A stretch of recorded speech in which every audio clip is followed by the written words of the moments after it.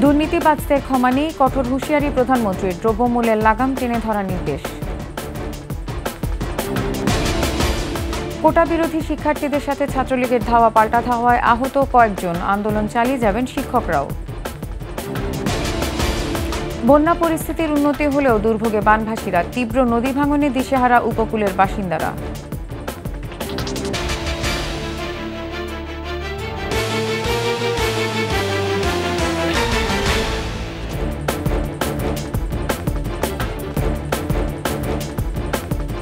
শুনছিলেন first security ইসলামী bank PLC সংবাদ শিরোনাম। আমন্ত্রণ জানাচ্ছি ২১ দেশের সংবাদের সাথে আছি আমি নার্গিস মজিদ লিমা। দর্শক, ২১ টেলিভিশনের সংবাদ একই সাথে সরাসরি দেখতে পাবেন আমাদের ফেসবুক পেজ www.facebook.com/2124 অনলাইনে। দুর্নীতিবাজদের ক্ষমা করা হবে না জানিয়ে প্রধানমন্ত্রী শেখ হাসিনা বলেছেন, সরকারের বদনাম নিয়ে ভাবি না, দুর্নীতি করলেই ব্যবস্থা নেওয়া হবে। কোটা আন্দোলনের নামে যারা নিজেদের রাজাকার বলতে লজ্জা পায় না, তারা কোন চেতনায় বিশ্বাস করে প্রশ্ন তোলেন তিনি। বার্ষিক কর্মসংস্থান চুক্তি স্বাক্ষর অনুষ্ঠানে দ্রব্যমূল্যের লাগাম টেনে ধরারও নির্দেশ দেন সরকার প্রধান। মানিক শিকদারের রিপোর্ট। প্রধানমন্ত্রীর কার্যালয়ে শাপলা হলে ২০২৪-২৫ অর্থবছরের বার্ষিক কর্মসম্পাদন চুক্তি স্বাক্ষর ও শুদ্ধাচার পুরস্কার প্রদান অনুষ্ঠান। শুরুতেই চলতি অর্থবছরের বার্ষিক কর্মসম্পাদন চুক্তি স্বাক্ষর করে প্রধানমন্ত্রী শেখ হাসিনার নিকট হস্তান্তর করেন সংশ্লিষ্ট মন্ত্রণালয়ের সচিবরা। ২০২২-২৩ অর্থবছরের এপিআই বাস্তবায়নে শীর্ষ ১০ মন্ত্রণালয়ের সচিবদের সম্মাননা প্রদান করেন প্রধানমন্ত্রী। এ সময় দুর্নীতির বিরুদ্ধে জিরো টলারেন্স ঘোষণা করে প্রধানমন্ত্রী বলেন, দুর্নীতি যেই করুক ছাড় নেই। সরকারি কাজে স্বচ্ছতা ও জবাবদিহিতা নিশ্চিতের নির্দেশ দেন সরকার প্রধান। যারাই দুর্নীতির সাথে জড়িত হবে তাদের ভিতরে যথাযথ ব্যবস্থা নেওয়া হবে। ও সরকারি কি বদনাম হবে না হবে সেটা আমি কেয়ার করি না, কিন্তু আমি সমাজটাকে আরও শুদ্ধ করে দেশের মানুষের কল্যাণে কাজ করার সুযোগ যাতে সৃষ্টি হয় সেই ব্যবস্থাটাই নিতে চাই। কোটা আন্দোলনের নামে যারা নিজেদের রাজাকার বলতে লজ্জা পায় না, তারা কোন চেতনায় বিশ্বাস করে প্রশ্ন তোলেন প্রধানমন্ত্রী। এ সময় পাকিস্তানি হানাদার বাহিনীর গণহত্যা ও নির্যাতনের কথাও স্মরণ করিয়ে দেন বঙ্গবন্ধু কন্যা। লাখো শহীদ রক্ত দিয়ে গেছে, লাখো মা বোন নির্যাতিতা, তাদের এই অবদান ভুললে চলবে না, এটা মনে রাখতে হবে। কারণ পাকিস্তানি হানাদার বাহিনী আর রাজাকার বাহিনী যেভাবে এদেশের অত্যাচার করেছে, আমার খুব দুঃখ লাগে কালকে যখন শুনি রোকেয়া হলে ছাত্রীরাও বলে তারা রাজাকার। তারা কি জানে ৭১ সালে ২৫শে মার্চ কী ঘটেছিল? সেখানে ৩০০ মেয়েকে হত্যা করেছিল, ৪০ জন মেয়েকে রেপ করেছিল এবং এদের ধরে নিয়ে পাকিস্তানি ক্যাম্পে নিয়ে গিয়েছিল। নিত্য প্রয়োজনীয় দ্রব্যমূল্যের লাগাম টেনে ধরতে সচিবদের নির্দেশনা দেন প্রধানমন্ত্রী। নির্ধারিত সময়ের মধ্যে সব প্রকল্প সম্পন্ন ও কৃচ্ছ্রতা সাধনের তাগিদও দেন তিনি। কেউ যেন কোনো রকম চক্রান্ত করে খাদ্যের দাম বাড়াতে না পারে, নজরদারিটা বাড়াতে হবে। যে সমস্ত প্রকল্প এখনও অসমাপ্ত সেগুলি সম্পন্ন করার ব্যবস্থা নিতে হবে। প্রতি ক্ষেত্রে আমাদের কৃচ্ছ্রতা সাধন করতে হবে। সুষ্ঠু পরিকল্পনা ও বার্ষিক উন্নয়ন কর্মসূচি যথাযথভাবে পালনের মাধ্যমেই স্মার্ট বাংলাদেশ নির্মাণের লক্ষ্যে এগিয়ে যাওয়ার আহ্বান জানান প্রধানমন্ত্রী। আসুন দেশটাকে এগিয়ে নিয়ে যাই। এই বাংলাদেশ কারোর কাছে হাত পেতে চলবে না। মানিক শিকদার, ২১ টেলিভিশন, ঢাকা। সরকারি চাকরিতে কোটা সংস্কারের দাবিতে আন্দোলনরত শিক্ষার্থীদের সঙ্গে ছাত্রলীগের ধাওয়া পাল্টা ধাওয়ায় আহত হয়েছেন কয়েকজন। দাবি আদায় না হওয়া পর্যন্ত আন্দোলন চালিয়ে যাওয়ার ঘোষণা ঢাকা বিশ্ববিদ্যালয় সমবেত শিক্ষার্থীদের। বলেছেন, তাদের সঙ্গে আলোচনা না করে এককভাবে সিদ্ধান্ত নেওয়া হলে মেনে নেবেন না। বিস্তারিত আহমেদ বাবুর প্রতিবেদনে। কোটা সংস্কার আন্দোলনের শিক্ষার্থী ও ছাত্রলীগের নেতাকর্মীদের মুখোমুখি অবস্থান ঢাকা বিশ্ববিদ্যালয়ে। এক পর্যায়ে ধাওয়া পাল্টা ধাওয়ায় আহত হন কয়েকজন। বিএনপি জামাতের নেতাকর্মীরা ক্যাম্পাসে বিশৃঙ্খলার চেষ্টা চালাচ্ছে, অভিযোগ ছাত্রলীগের। ঢাকা বিশ্ববিদ্যালয়ে আজকে ছাত্রদল এবং শিবিরের চিহ্নিত ক্যাডাররা হলে হলে ঢুকে সাধারণ শিক্ষার্থীদের উপরে যে নির্যাতন চালিয়েছে তার প্রতিবাদে ছাত্রলীগ এখানে অবস্থান করছে। শান্ত ক্যাম্পাসকে অশান্ত করার নামে যে পরিমাণ জ্বালাপোড়া আপনারা দেখেছেন, আমাদের সাধারণ স্টুডেন্টকে যে পরিমাণ মারধরি একটু আগে করেছে, তারা শান্তি পরিবেশের নামে ক্যাম্পাসকে অস্থিতিশীল করছে। শাহবাগে জাতীয় জাদুঘরের সামনে মুক্তিযোদ্ধা কোটা বহালের দাবিতে বিক্ষোভ সমাবেশ থেকে একই অভিযোগ তুলেছেন মুক্তিযোদ্ধার সন্তানরাও। যারা আজকে নিজেদেরকে স্বঘোষিত রাজাকার বলেছেন তাদেরকে আমরা রাজাকার হিসেবে চিহ্নিত করে এই ঢাকা বিশ্ববিদ্যালয় মহান মুক্তিযুদ্ধের সূতিকাগার থেকে বিতাড়িত করব এবং এদের ছাত্রত্ব বাতিলের দাবিতে ঢাকা বিশ্ববিদ্যালয় প্রশাসনের নিকট আমরা স্মারকলিপি প্রদান করব। অন্যদিকে বিভিন্ন কলেজ বিশ্ববিদ্যালয় থেকে মিছিল নিয়ে রাজু ভাস্কর্যের সামনে আসা আন্দোলনকারীদের অভিযোগ, দাবি না মেনে ভয়ভীতি দেখানো হচ্ছে। আমরা চাচ্ছি না যে কোটা পুরোপুরি বাতিল হয়ে যাক, কিন্তু আমরা একটা সুন্দর সঠিক সংস্কার যাচ্ছি। সংসদে যদি আইন পাস করে সেক্ষেত্রে আমাদের কোটা সংস্কারে একটা সমাধান হবে। দাবি আদায় না হওয়া পর্যন্ত শান্তিপূর্ণ আন্দোলন চলবে বলছেন কোটা বিরোধী আন্দোলনের নেতারা। আমরা এই আন্দোলন থেকে পিছপা হচ্ছি না। বাংলাদেশের এই ছাত্র সমাজ যারা মেধাভিত্তিক বাংলাদেশ গঠনের যে প্রতিশ্রুতি, সেই প্রতিশ্রুতিতে প্রতিশ্রুতিবদ্ধ। আমাদের এই দাবি আদায়ের পূর্ব পর্যন্ত আমরা এই রাজপথ ছাড়ব না। শান্তি শৃঙ্খলা বজায় রাখতে শাহবাগ সহ বিভিন্ন স্থানে মোতায়েন রয়েছে বিপুল সংখ্যক পুলিশ। আহমদ বাবু, 21 টেলিভিশন, ঢাকা। এদিকে আদালতের রায় অবমাননা করে কোটা আন্দোলনকারী শিক্ষার্থীরা আইনশৃঙ্খলা বিঘ্ন করার চেষ্টা করলে শক্ত হাতে দমন করা হবে বলে জানিয়েছেন ডিএমপি কমিশনার হাবিবুর রহমান। পবিত্র আশুরা উপলক্ষে নিরাপত্তা ব্যবস্থা পরিদর্শনে গিয়ে একথা বলেন তিনি। শিক্ষার্থীদের আদালতের আদেশ মেনে চলার আহ্বান জানান ডিএমপি কমিশনার। তিনি বলেন, পবিত্র আশুরা উপলক্ষে জঙ্গি হামলার কোনো আশঙ্কা নেই, তবে নিরাপত্তার কথা মাথায় রেখে হোসেনি দালান সহ আশেপাশের এলাকার নিরাপত্তা জোরদার করা হয়েছে বলেও জানান ডিএমপি কমিশনার। চলমান যে কোটা আন্দোলনের বিষয় সেটি একটি কোর্টের বিষয়, সুতরাং মহামান্য আদালত যে আদেশ দেবেন সেই আদেশের প্রতি শ্রদ্ধাশীল থাকা এবং সেটি মেনে নেওয়া প্রতিটি নাগরিকের একান্ত কর্তব্য এবং সেটি আদালতের নিয়ম মানতে আমরা বাধ্য। সুতরাং পুলিশ আমাদের যে সমস্ত কার্যক্রম পরিচালনা করবে সেগুলো সেটির প্রতি শ্রদ্ধা রেখেই হবে। যদি কেউ আমাদের আইন শৃঙ্খলা ভঙ্গজনিত কোনো ধরনের অপতৎপরতা চালাতে চান, সেটি যেই হোক সেটি শক্ত হাতে মোকাবেলা করা হবে। অন্যদিকে সরকারের সঙ্গে আলোচনার পরও আন্দোলন চালিয়ে যাওয়ার ঘোষণা দিয়েছেন সারা দেশের পাবলিক বিশ্ববিদ্যালয়ের শিক্ষকরা। প্রত্যয় স্কিম বাতিল, শিক্ষকদের সুপার গ্রেড দেয়া এবং স্বতন্ত্র বেতন স্কেল প্রণয়নের দাবিতে ক্লাস পরীক্ষা বর্জন সহ কর্মবিরতি অব্যাহত রেখেছেন শিক্ষক কর্মকর্তারা। তারা বলছেন, সরকারের সঙ্গে আলোচনা হলেও এখনো সমাধান হয়নি, তাই গঠনমূলক সমাধান না হওয়া পর্যন্ত আন্দোলন চলবে। শিক্ষকরা এখন আত্মমর্যাদা, আত্মসম্মানের জন্য লড়াই করছে। আমরা মনে করি আমাদের যৌক্তিক সেই 9 বছর যেটা নিয়ে আমরা সংগ্রাম করছি, আমাদের সেই দাবিটা এখনই পূরণ করা উচিত বলে আমি মনে করি। ডিসকাশন চলবে, আলোচনার যে দ্বারটি উন্মুক্ত হয়েছে সেটি চলবে সরকারের বিভিন্ন মহল, বিভিন্ন বডির সাথে। একই সাথে যে আন্দোলনটি চলছে সেই আন্দোলনটিও চলবে। উত্তর পশ্চিম, পূর্ব ও মধ্যাঞ্চলে বন্যা পরিস্থিতির কিছুটা উন্নতি হলেও বানভাসীদের দুর্ভোগ কাটছেই না। এখনও পানিবন্দী অসংখ্য মানুষ। পানি কমার সঙ্গে সঙ্গে তীব্র নদী ভাঙনে দিশেহারা বিস্তীর্ণ চরাঞ্চলের বাসিন্দারা। সার্বিক পরিস্থিতির আরও উন্নতি হতে পারে বলে আভাস দিয়েছে বন্যা পূর্বাভাস ও সতর্কীকরণ কেন্দ্র। প্রতিনিধিদের সহায়তায় ডেস্ক রিপোর্ট।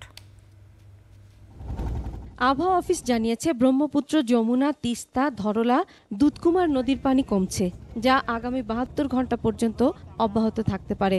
ফলে ওই অঞ্চলে বন্যা পরিস্থিতির উন্নতি হচ্ছে। আগামী 24 ঘন্টায় মহানন্দা ছাড়া উত্তর পশ্চিমাঞ্চলের নদীগুলোর পানি সমতলে হ্রাস পেতে পারে।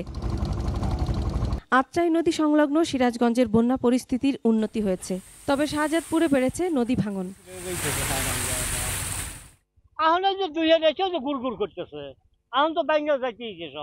টাঙ্গাইলে সব নদীর পানি কমতে শুরু করেছে।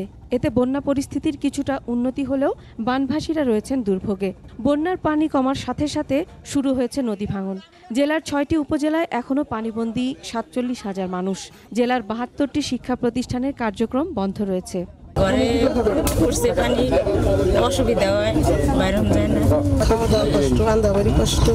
কুড়িগ্রামে নদ নদীর পানি কমতে থাকায় বন্যা পরিস্থিতির উন্নতি হচ্ছে। তবে নদী তীরবর্তী নিম্নাঞ্চলের বসতবাড়ি থেকে পানি পুরোপুরি নেমে না যাওয়ায় দুর্ভোগে আছে অনেকেই। অনেক পরিবার গবাদি পশু সহ বন্যা নিয়ন্ত্রণ বাঁধে আশ্রয় নিয়েছে। নষ্ট হয়ে গেছে বীজতলা, পাট, বাদাম ও সবজি জাতীয় মৌসুমী ফসল। পানি নামিয়ে গেছে, খাওয়া দাওয়ার খুব কষ্ট। কাকুরি মতো জায়গা নাই, রাস্তার মধ্যে আসি, গরু গাছ সব ধরি। ও রাস্তাঘাট বন্যায় ভাঙচুর হয়ে গেছে। সিলেটের বন্যা পরিস্থিতির উন্নতি হচ্ছে। শুধু কুশিয়ারার ফেঞ্চুগঞ্জ ছাড়া সব নদীর পানি বিপদসীমার নিচে নেমেছে। জেলা প্রশাসন বলছে সিলেটের এখনো 5 লাখ মানুষ পানিবন্দী। আশ্রয় কেন্দ্রে রয়েছেন 8,000 মানুষ।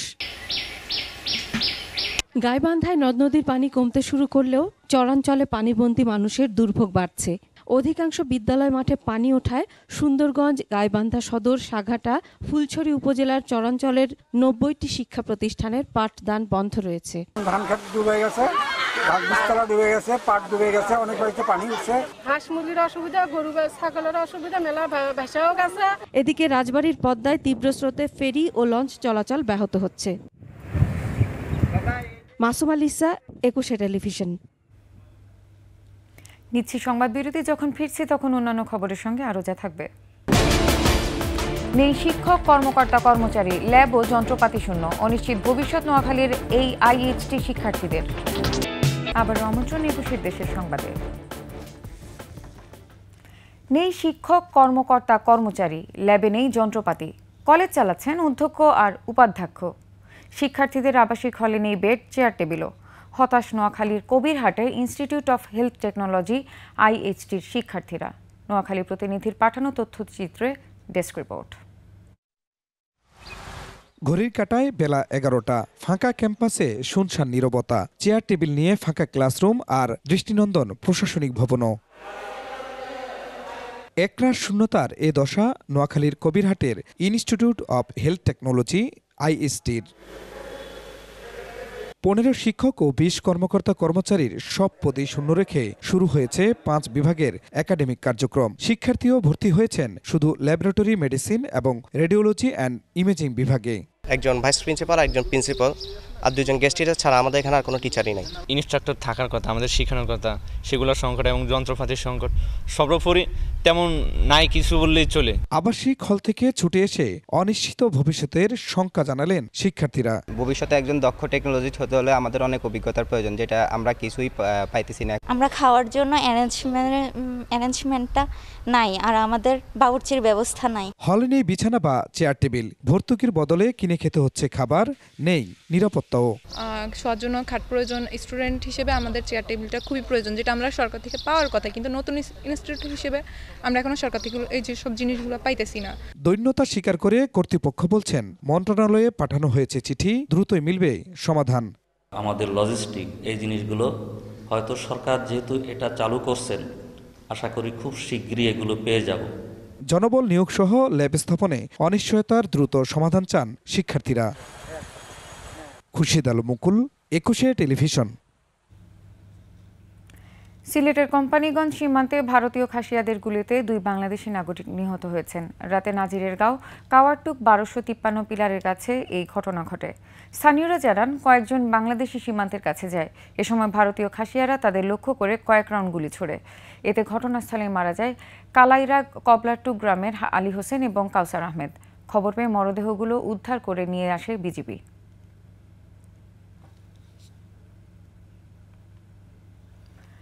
কুমিল্লা সদর দক্ষিণের ধনাইতরীতে জমি বিরোধে জোড়া খুনের দায়ে 6 জনকে মৃত্যুদণ্ড এবং 7 জনকে যাবজ্জীবন কারাদণ্ড দিয়েছেন আদালত। খালাস পেয়েছেন 2 জন। দণ্ডপ্রাপ্তদের 50,000 টাকা করে জরিমানাও করেছেন কুমিল্লার অতিরিক্ত জেলা ও দায়রা জজ মোহাম্মদ জাহাঙ্গীর হোসেনের আদালত। রায় শুনতে আদালতে হাজির হন 15 আসামির 12 জন। জমি নিয়ে বিরোধের জেরে 2016 সালের 12 আগস্ট রাতে গিয়াসউদ্দিন এবং জামাল হোসেনকে কুপিয়ে ও পিটিয়ে হত্যা করা হয়। 12 জনের নাম উল্লেখ এবং আরও অজ্ঞাত 4-5 জনের বিরুদ্ধে দক্ষিণ থানায় হত্যা মামলাটি করেন নিহত গিয়াসউদ্দিনের ছেলে।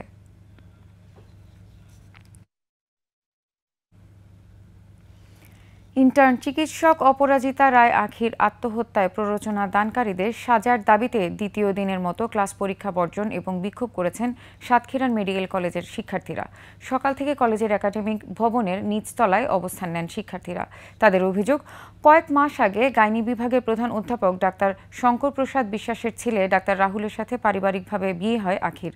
কিন্তু বিয়ের পর থেকেই চলা মানসিক নির্যাতন সহ্য করতে না পেরে গত 13 জুলাই বাবার বাড়িতে আত্মহত্যা করেন আখি। স্বামীসহ শ্বশুরবাড়ির লোকজন তাকে কৌশলে আত্মহত্যায় প্ররোচিত করে ভিন্ন খাতে প্রচারের চেষ্টা চালাচ্ছেন বলেও অভিযোগ শিক্ষার্থীদের। আত্মহত্যায় প্ররোচনাকারীদের সাজাসহ আখির শ্বশুর ডাক্তার শঙ্কর প্রসাদকে বদলিরও দাবি জানান তারা।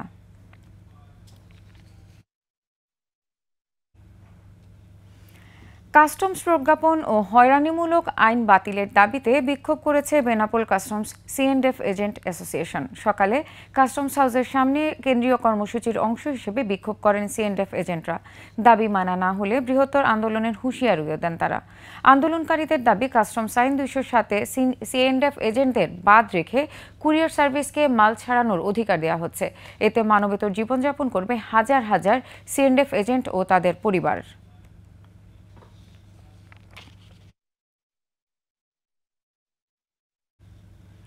এবার চট্টগ্রাম সংবাদ।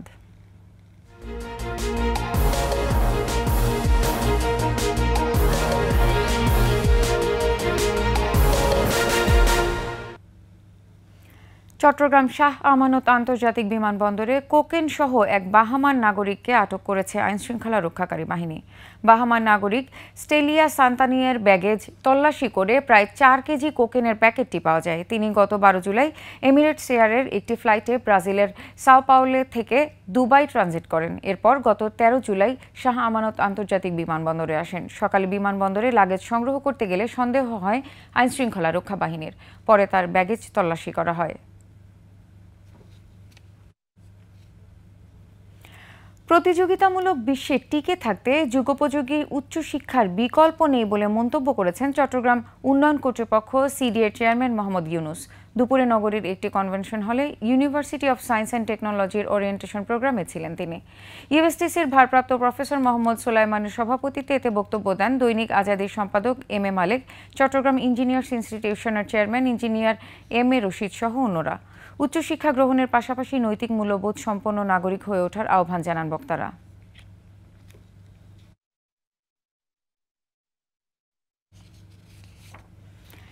দেশের আর্থসামাজিক উন্নয়ন এবং অবকাঠামো নির্মাণে বাংলাদেশের প্রকৌশলীরা গুরুত্বপূর্ণ ভূমিকা রাখছেন বলে মন্তব্য করেছেন চট্টগ্রাম জেলা পরিষদের চেয়ারম্যান ATM পেয়ারুল ইসলাম। দুপুরে ইঞ্জিনিয়ার্স ইনস্টিটিউট চট্টগ্রাম কেন্দ্রের আয়োজনে প্রকৌশলীদের SSC ও HSC উত্তীর্ণ সন্তানদের সংবর্ধনা অনুষ্ঠানে প্রধান অতিথি ছিলেন তিনি।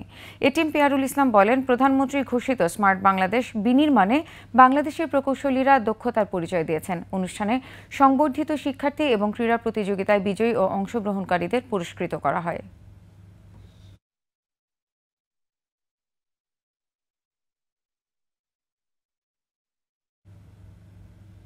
শেষ করছি 21 দেশের সংবাদ। যাবার আগে ফার্স্ট সিকিউরিটি ইসলামী ব্যাংক PLC সংবাদ শিরোনামগুলো জানিয়ে দিব আরও একবার।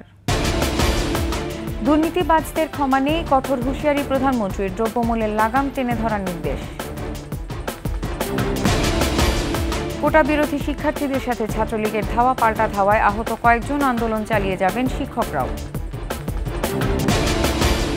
বন্যা পরিস্থিতির উন্নতি হলেও দুর্ভোগে বানভাসীরা, তীব্র নদী ভাঙনে দিশেহারা উপকূলের বাসিন্দারা।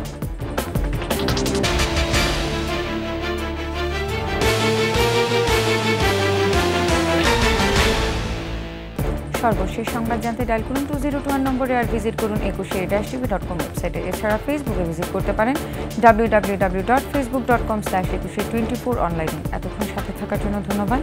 পরবর্তী সংবাদ সন্ধ্যা 7টায় দেখার আমন্ত্রণ রইল। 21-এর সাথেই থাকুন।